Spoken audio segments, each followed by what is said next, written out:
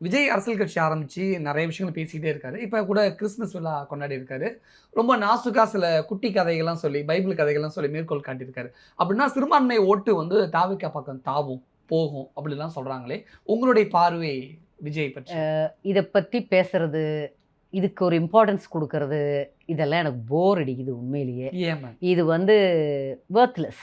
Y? இதுக்கு வந்து ஒரு மரியாதை இல்ல. எங்க பார்ட்டி சார்புல நடந்த கிறிஸ்மஸ் விழா, அதுக்கப்புறம் எல்லாரும் பார்த்து காப்பிடிக்கிறாங்க. நாங்க என்ன பண்றோமோ அத அப்படியே காப்பிடிக்கிறாங்க.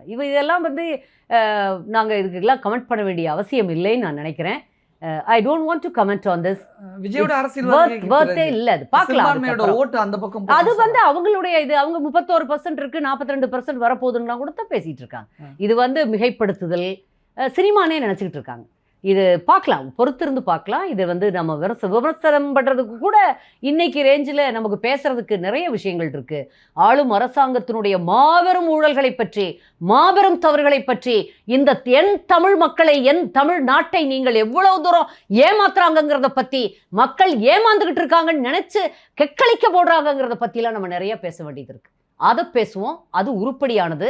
மக்களுக்கு 4 தெளிவு நம்மளால் முடிஞ்சதை நமக்கு தெரிந்த விஷயங்களை சொல்லுவோம்.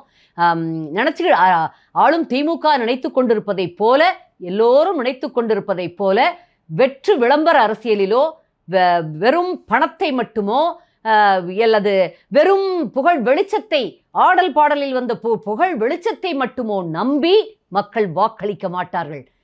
ஆண்ட காலத்தில், தங்களுக்கு வாய்ப்பு கிடைத்த காலத்தில் யார் தங்களை நினைத்து தங்களுக்காக ஆட்சி செய்தார்கள் அப்படிங்கிறத நினைத்து பார்த்துத்தான் வாக்களிப்பார்கள். அப்படி எனும் பொழுது எங்கள் புரட்சி தமிழர், எங்கள் பொதுச் செயலாளர், அதிமுகவின் பொதுச் செயலாளரான எடப்பாடியாரை மட்டுமே நம்பித்தான் வாக்களிப்பார்கள். மே மாசம் பார்க்கலாம். விஜயோட அரசியல் வருகையினால யாருக்கு மேம் பாதிப்பு? திமுகவுக்கா அல்லது அதிமுக? ஒருத்தருக்கும் இல்லை, யாருக்கும் இல்லை. ஆனா விஜய் பேசும்போதெல்லாம் அவங்க டிவிகே, இன்னொன்னு டிஎம்கே அப்படின்னு சொல்றாருல. ஐயோ பாவம். ஏன் அப்படி சொல்றீங்க? இதுக்கு மேலே ஒர்த்து இல்லை. நான் தான் சொல்லிட்டேன்ல. திருப்பி நீங்கள் கேட்டால் நான் என்ன சொல்லட்டும்? அதனால் இவ்வளோ நேரம் பேசுனதுக்கப்புறம் தேவையற்றவங்களை பற்றி, தேவையற்றதை பற்றி எல்லாம் பேசி நேரத்தை வீணடிக்கிறத விட, இறுதியாக அதிமுக ஆலமரம் போன்றது. இங்கே அசைக்க முடியாத வேர்களும் மரமும் கிளைகளும் பழங்களும் எல்லாம் இருக்குது. இதில் வந்து விழுதுகள் நிறைய இருக்குது. இந்த விழுதுகள் அந்த மரத்தை தாங்கி பிடிக்கும். எண்ணற்றோருக்கு ஒரு நிழல் தரும் மரமாக ஆலமரம் எப்பொழுதும் இருக்கும். அதிமுகங்கிற ஆலமரத்துக்கு எத்தனை இலைகள் இல்லை கிளைகள் முறிந்தாலும் என்றும் ஆபத்தில்லை.